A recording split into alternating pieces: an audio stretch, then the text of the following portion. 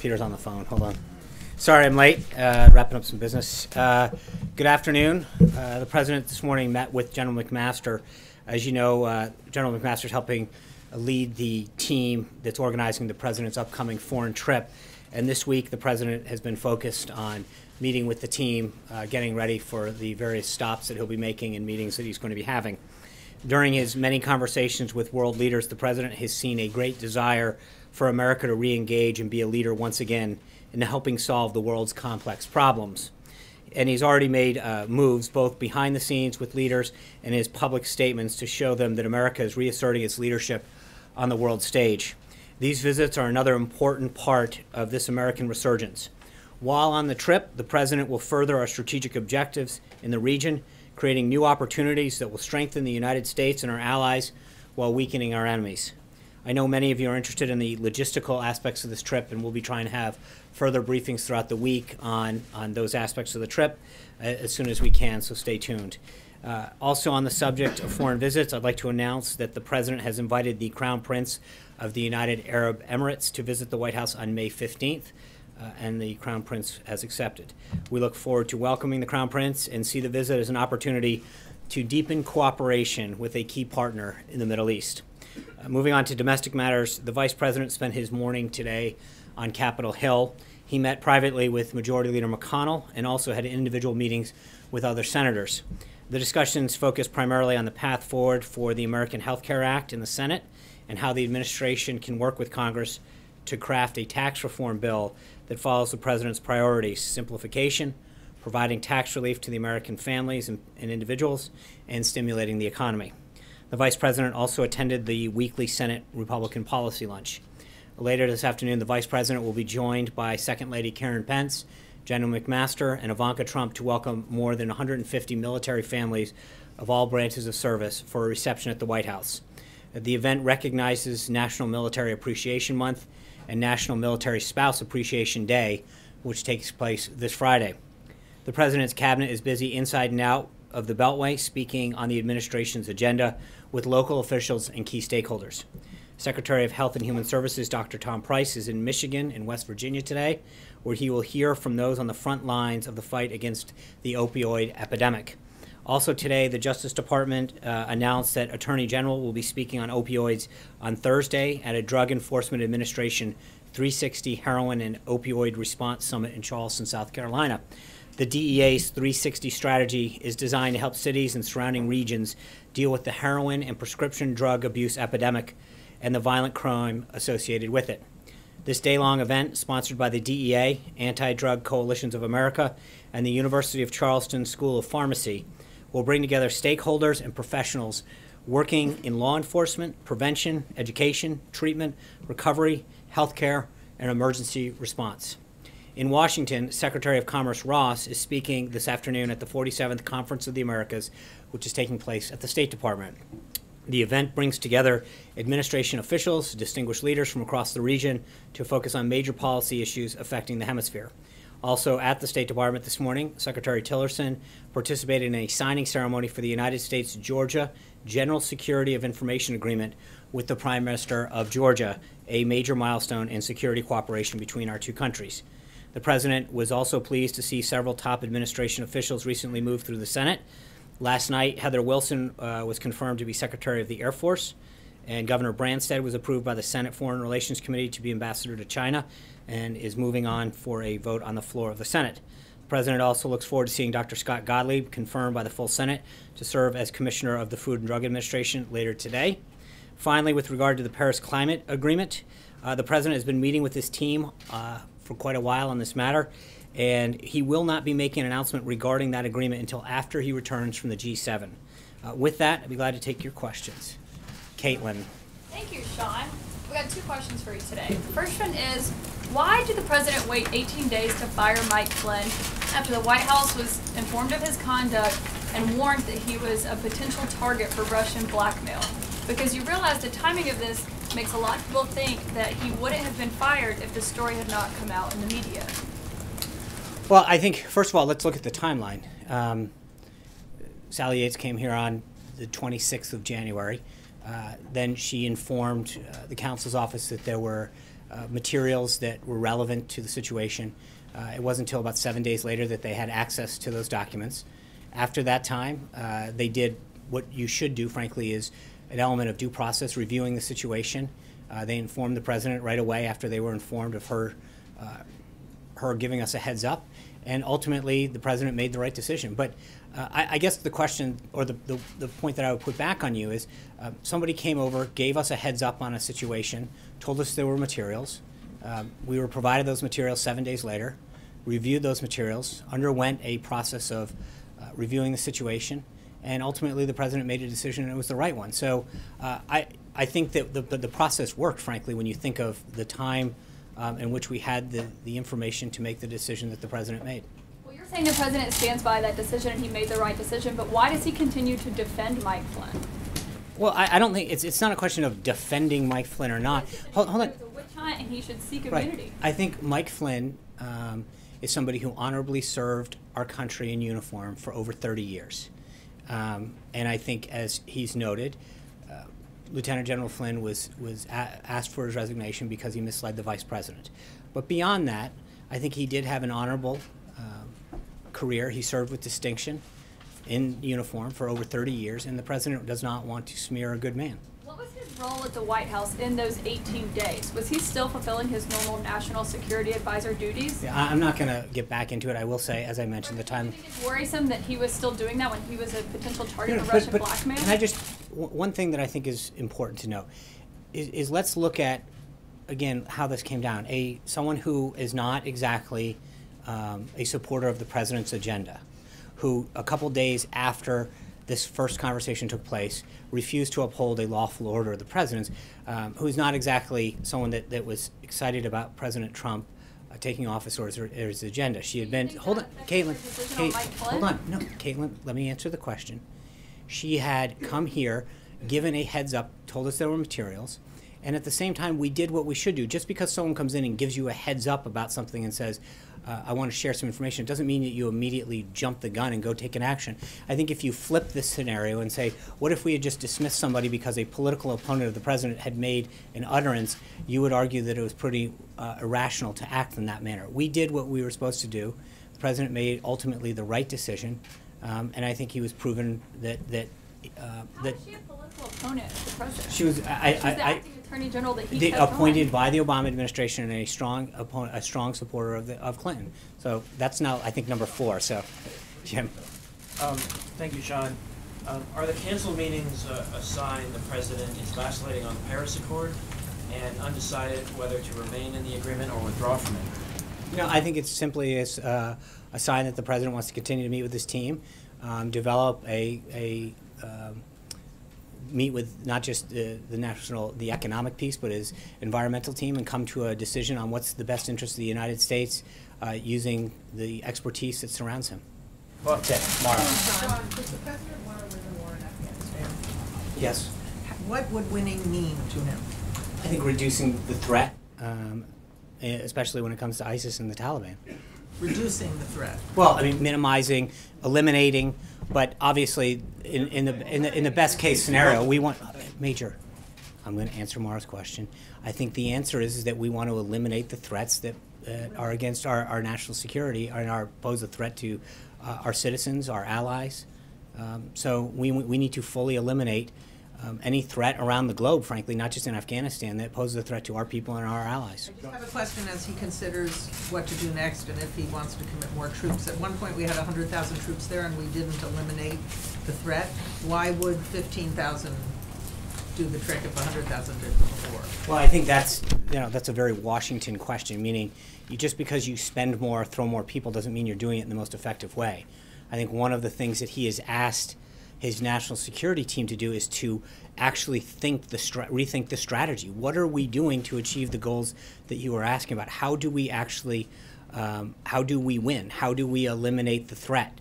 And I think doing that isn't just a question of throwing money or people, but looking at the mission and the strategy, and that's what the team has been doing holistically, not just in Afghanistan, but the total beyond Afghanistan. It's also the way that he's asking them to look at the threat that ISIS poses. Will he explain this to the American people, or will be this something coming out We'll of the see. Senate? I mean, I don't want to get in front of. I don't know how he's going to do that. but we'll wait and see and go from there. John. Thanks a lot, Sean. A question about the president's policy concerning Syria. This morning we learned from the Pentagon that the president has approved a plan to directly arm Syrian Kurds against ISIS. Has the president discussed this plan with the leader of Turkey, and what was the reaction from Turkey? I don't know if he's addressed this to the president yet. I do know that yesterday the president authorized the Department of Defense to equip Kurdish elements of the Syrian Democratic Forces as necessary to ensure a clear victory over ISIS in Raqqa, Syria. The SDF, partnered with enabling support from U.S. and coalition forces, are the only force on the ground that successfully seize Raqqa in the near future. We're keenly aware of the security concerns of our coalition partners in Turkey. We want to reassure the people and the government of Turkey that the U.S. is committed to preventing additional security risks and protecting our NATO ally. The U.S. continues to prioritize support for Arab elements of the SDF. Raqqa and all liberated territories should return to the governance of local Syrian Arabs. The fight for Raqqa will be long and difficult, but ultimately yet another defeat for ISIS and another step towards eliminating the ISIS threat that threatens peace and security in the region and the world. The Secretary of State is meeting today with his counterpart from Russia today, the Foreign Minister of Russia, Sergei Lavrov. Mm-hmm. Are you expecting any deliverables from that particular meeting? I think we'll have a readout when that's done. Olivia. Thanks, Sean. I've got two for you. First, do you expect the Afghan review and the ISIS review to be done by the time the president heads to Saudi Arabia? I don't want to. That's a question that I'm going to leave up to the national security team. I'm not going to. The president's not putting a deadline on that. We're making sure that this is obviously what we announced today is part of that. It is not entirely it, and we will have more as we go forward. I just don't want to pin down a timeline on that. One more. In this briefing, you've talked about the president's desire to, quote, fully eliminate any threat around the globe to U.S. interests. You've talked about the United States wanting to re-engage and be a leader once again and reasserting its leadership on the world stage. Some of the president's supporters are going to hear in those comments maybe a bad omen about the president changing his mind and becoming more interventionist. Not saying he wasn't going to be interventionist because he talked about ISIS a fair amount, but what would you tell them about, is he going to embark now on nation building? Is he going to deepen American involvement in conflicts in Syria and Afghanistan and elsewhere? No, I appreciate that. I think that his priorities remain the same, but he's going to do what he can to make sure that he protects the country and our people and threats that directly affect the United States. Brian. Thank you. Just following up, and correct me if I'm wrong, I know you will, but the day after it was announced that he was under investigation, Flynn, he met with, if I'm correct, with Pence and the Russians on a phone call. So while he's under investigation, why is he being allowed to participate as a national security? I really don't recall the schedule from that day, Brian's up. But the point is, again, I think this is, look, I answered the question a moment ago, but I think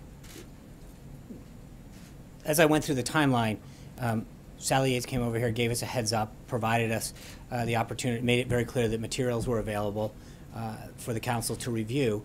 But and we followed that process. And within 11 days after that, we accepted General Flynn's resignation that the president had asked for. But the point being, while he's under investigation, I understand, but what is look, we're not going to relitigate the past on this. I think we've been very clear as to what happened and why it happened. I think the president made the right decision, and we've moved on. Like.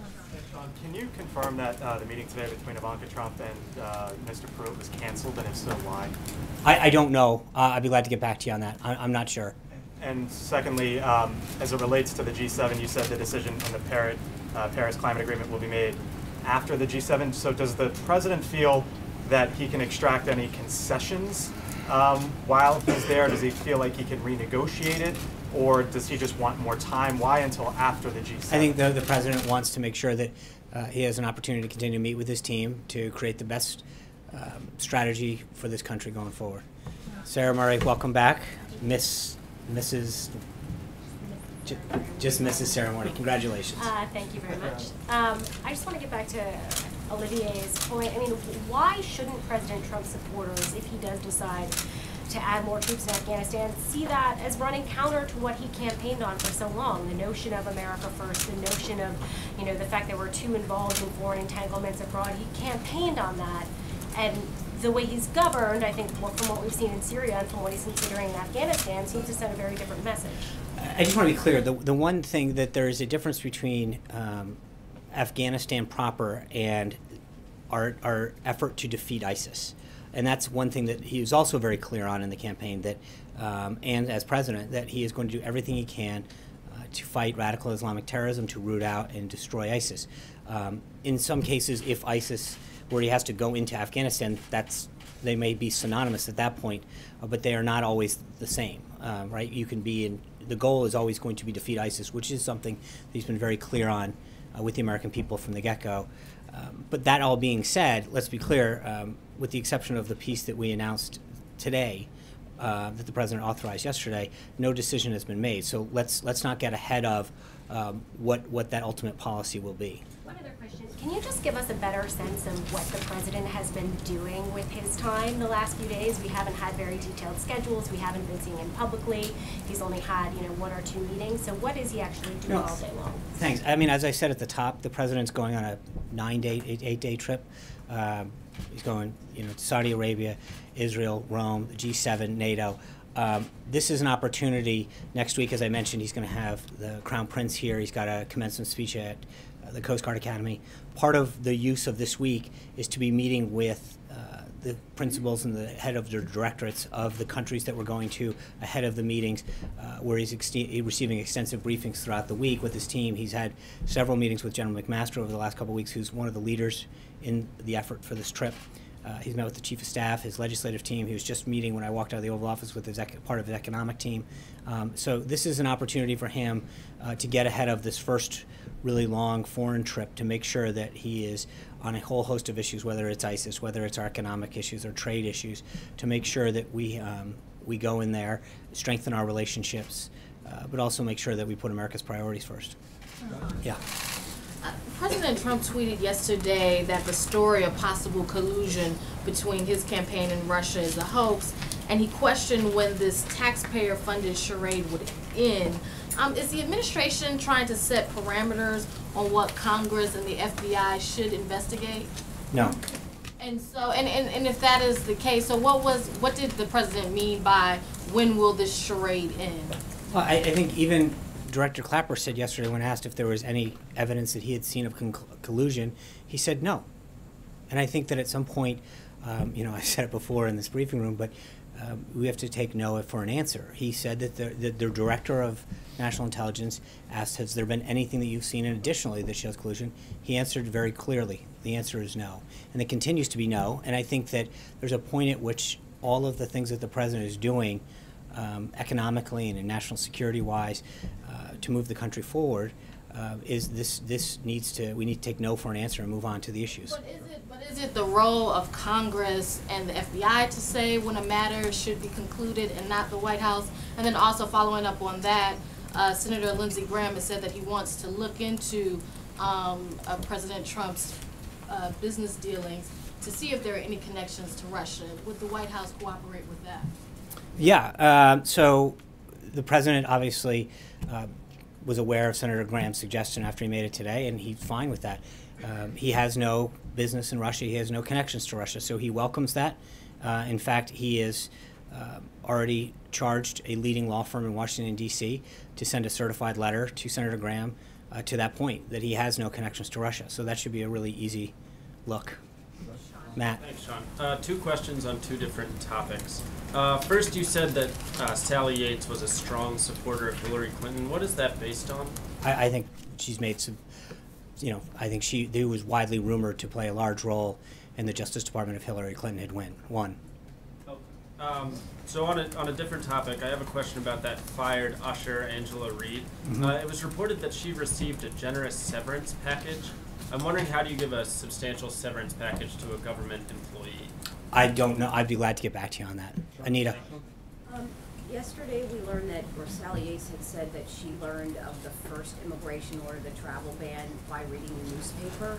And I'm wondering why the acting attorney general wasn't privy to that. Was that because she was a Obama appointee, Clinton supporter? Why was the acting attorney general not notified? And she had just met that same day that it was signed with Don McCain. And so he could have mentioned as well.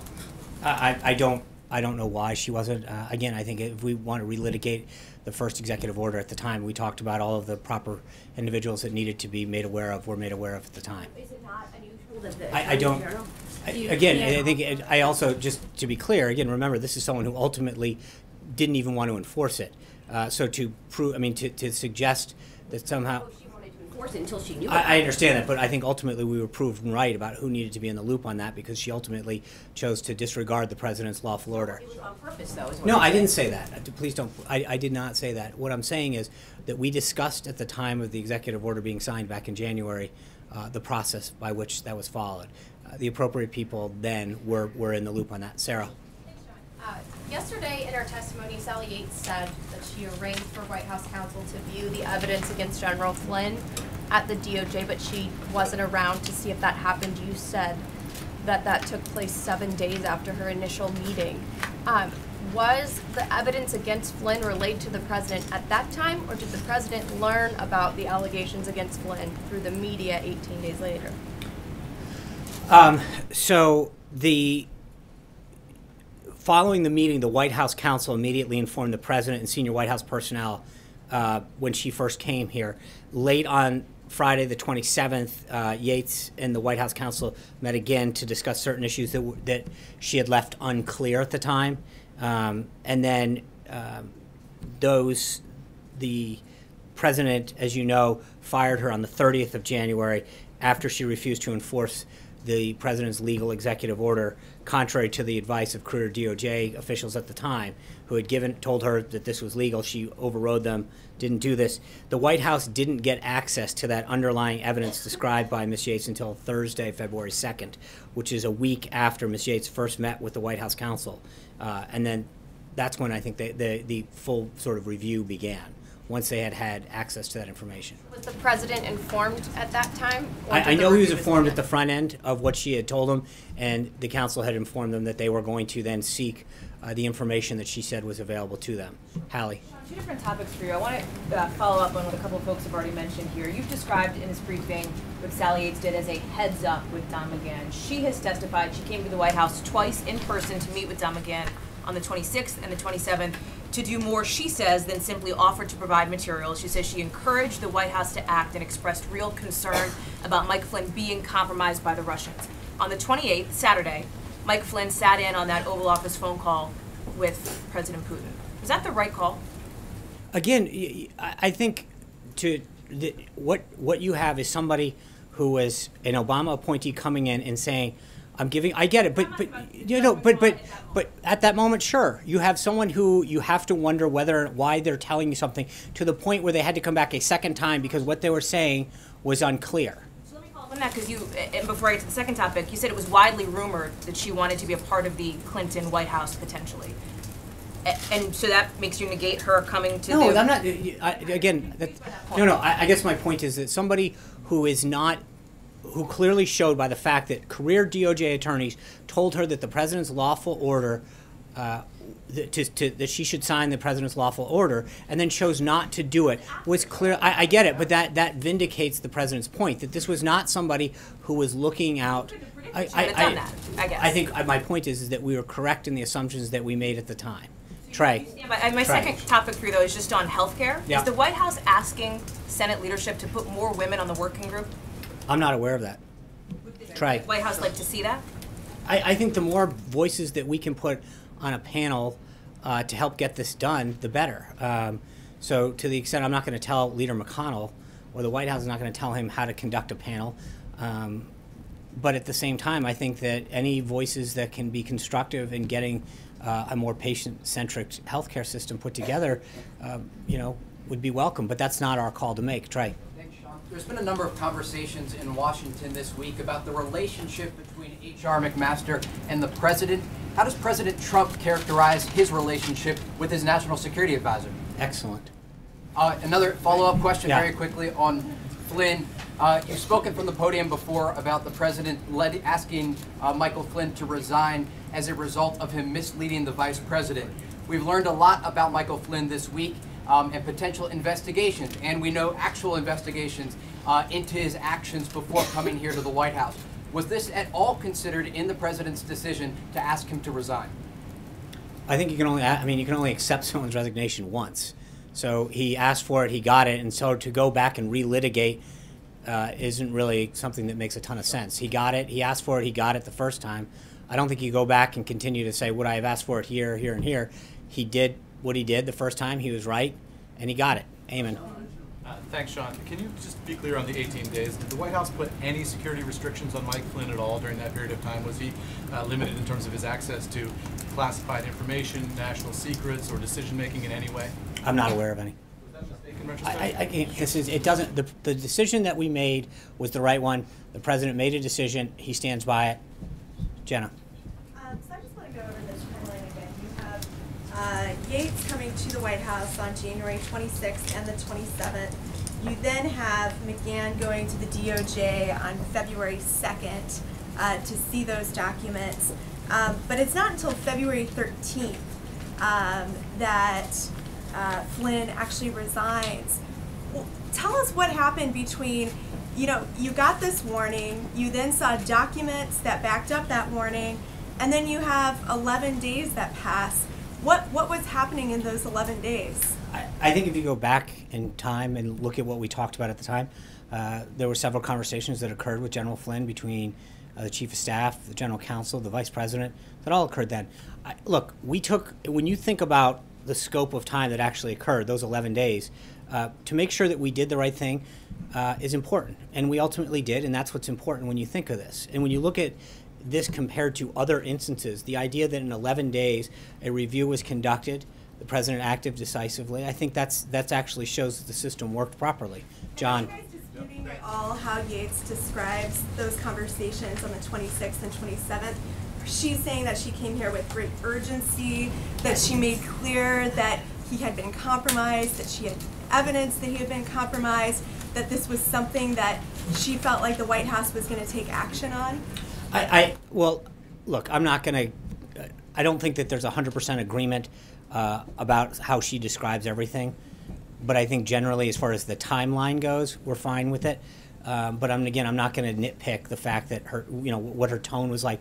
I would suggest that the reason that she was asked to come back the second day was because it clearly wasn't that clear on the first day. So I think logic dictates you don't ask someone to come back and explain themselves a second time if they've done an effective job the first time. But again, I'm not going to get into needling every little point about what happened. John. Thank you, Sean. I have two questions on Of course. diverse areas. First, a citizens group known as United Against a Nuclear Iran released a list of 16 American companies a few days ago, among them Volvo, Honeywell, and Schlumberger, all of which are cutting back on jobs employing Americans, but all of which expressed a desire to do business in Iran under the terms of the deal that was made with Tehran. My question is this: what is the administration's response to businesses who say they want to do business in Iran under a deal the president described as the worst ever? I think that speaks for itself. I mean, the president's very clear on what he thinks of the Iran deal, and companies need to abide by the law. All right. My other question is this.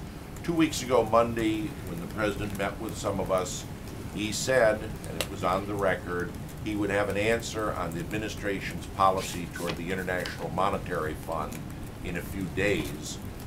It's been 2 weeks. Can we expect any time an announcement on what the administration will do regarding the IMF? I would be glad to follow up on that one and get back to you. Dave.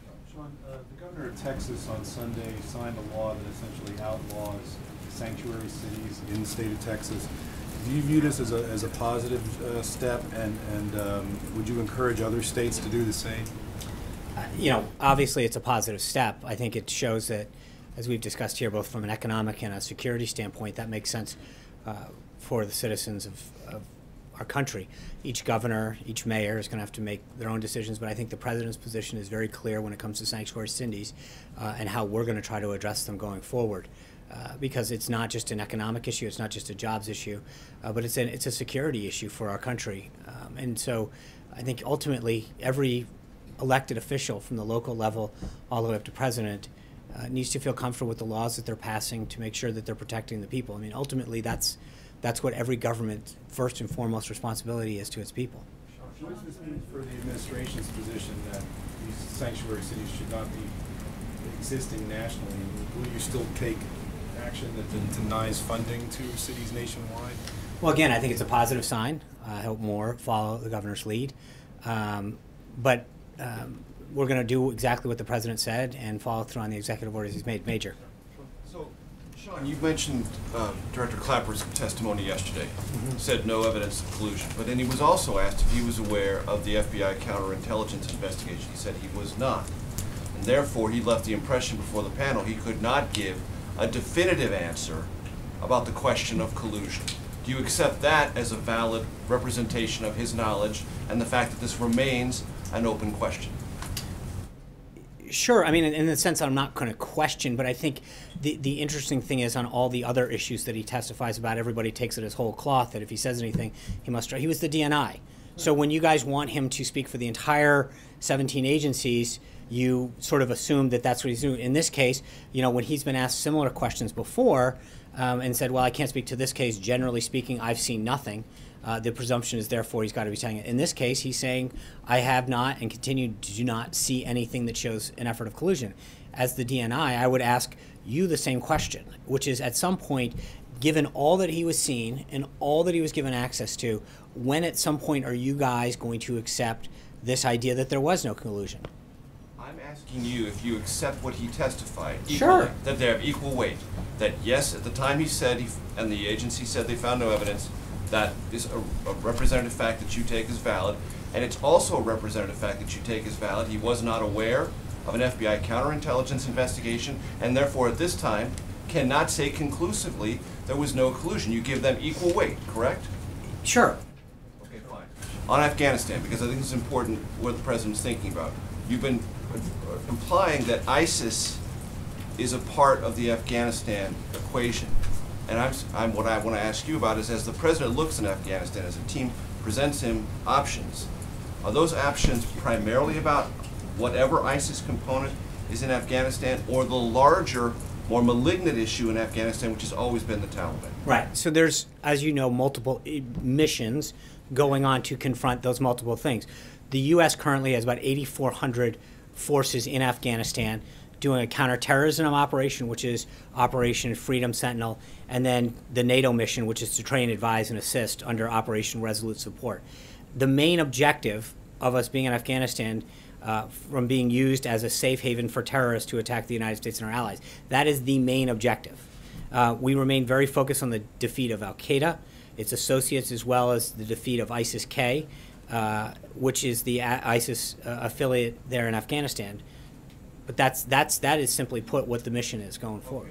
And when you suggest that it's a Washington question to ask if 15,000 can do a better job than 100,000, are you suggesting that the ideas the president is being presented with are so original and out of the box that 15,000 troops can achieve what 100,000 deployed very shortly after 9/11 could not achieve? No, I'm just suggesting that I think fully refining the mission, what we're seeking to achieve, and that goes back to what Mara was saying.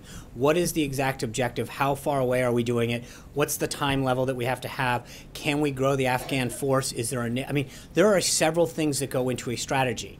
And I think the idea of just saying, can we throw X number at it, is not the way that the president's looking at these options. He's trying to figure out, walk back from a goal of defeat, of eliminating this threat, and then tell me how we get there, as opposed to tell me how many troops we need and then what you're going to do with them. I think that there has been in the past, some instances of just figuring, okay, if we add more troops, that'll help solve the problem. The president's asking to re-look at the entire strategy and then figure out what the footprint is in a variety of ways to get there. That is a different look at what the strategy is versus what it had been. And one last thing. You suggested that when Sally Yates refused to enforce the executive order, that vindicated the assumption you had that she might not have been a purely well-motivated government servant bringing over this evidence about Michael Flynn. On the other side of that, after Don McGahn looked at the evidence on February 2nd, was in fact Sally Yates' warning vindicated? I don't know. Was I don't she- know what Don saw, so I'm not privy to that. You told us that led to his firing, so it had to have some legitimacy, right? No, what led to his firing was that he had misled the vice president. But wasn't that information about Again, those I cannot get into, and I don't know, frankly, what was in those Should materials. the country not assume that she was vindicated I by don't- that review of the evidence? No, I don't think they should assume anything. I think facts should guide it. And the bottom line is the president fired him for misleading the vice president. And he was, I just said to you, Major, multiple times, and I said at the time. So to go back, at the time that it happened, and right now, we continue to say that the vice president was misled by General Flynn, and the president asked for his resignation. Full stop. John. Sean, if I could come back to Paris. You It's can. my understanding that the... Let's all go. and one other one after that, too. It's my understanding that the president's initial inclination was to pull out of the Paris Agreement. It suggested as much on the campaign trail. But the situation has become a little bit more complicated. But the knock against the Paris Agreement is that it would have a detrimental effect on the U.S. economy if fully implemented. Does the president believe that there is a way to stay in the Paris Agreement, maybe renegotiate the standards? Because he's under a tremendous amount of pressure from many of his own advisors, other countries, to stay in this agreement to some degree. Does he think he can make changes and still stay in it?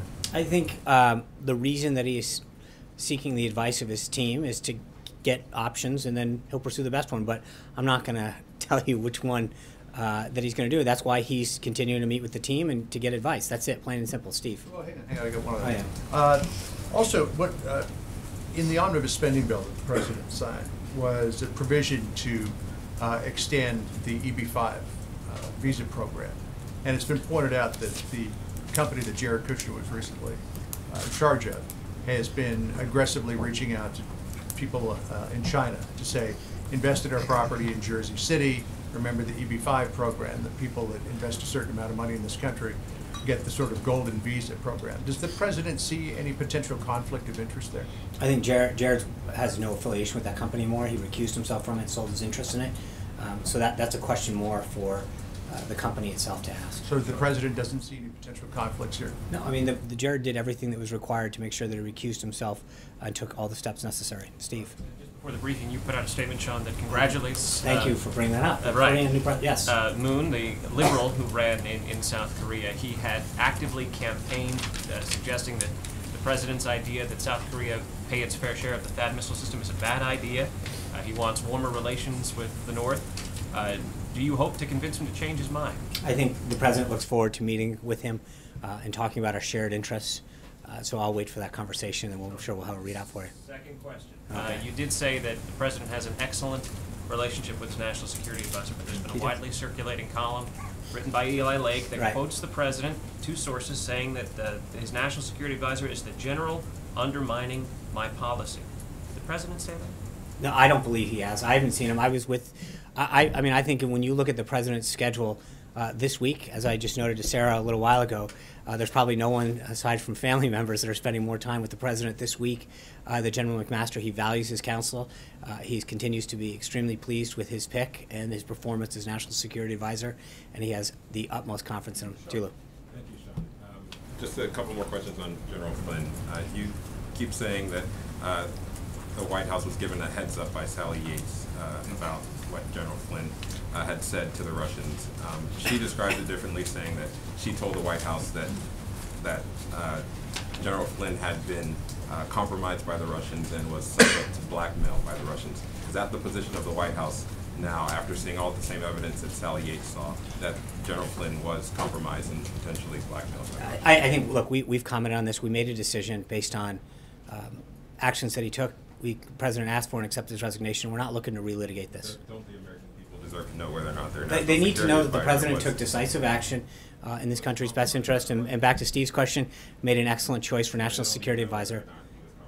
By a foreign adversary. I don't know that you'll know. I mean, that's up for. To that conclusion. So She didn't. I think that's. I don't know that that's for her to come to that conclusion without any investigatory method. Seems a little premature, don't you? I mean, to say that.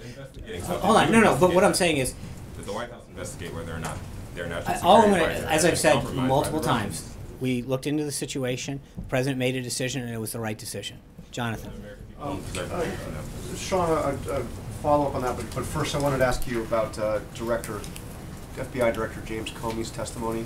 before the Senate, which now apparently it looks like the FBI director gave inaccurate testimony to the Senate. Is the White House concerned that he greatly exaggerated or misstated what kind of contact Huma Abedin had in terms of her emails and sending them to Anthony Weiner?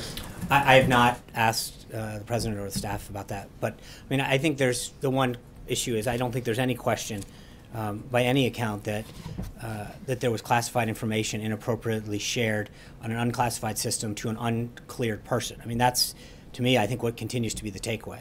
But is the White House concerned that the FBI director apparently gave inaccurate testimony? I don't, at this point, I have not asked, and I'm not fully aware of the, I mean, I'm aware of the testimony that occurred and the inquiries, but I've yet to follow up on that, and I'd be glad to follow up. Does the president still have confidence, full confidence in FBI Director James Comey? I have no reason to believe. I haven't asked him, so I have not asked the president since the last time we spoke about this. And the last time you spoke about it, you said he did have confidence, but you're not sure to say that again now? Well, I don't, in light of what you're telling me, I don't want to start speaking on behalf of the president without speaking to him first. And then one follow-up on Flynn. The president, of course, had said that Flynn should ask for immunity before agreeing to testify. Does he still believe that? I think General Flynn should seek the advice of counsel and take their advice with respect to his investigation and the inquiries into his background. But that's a decision for him and his counsel. Thank you guys very much. Have a great day.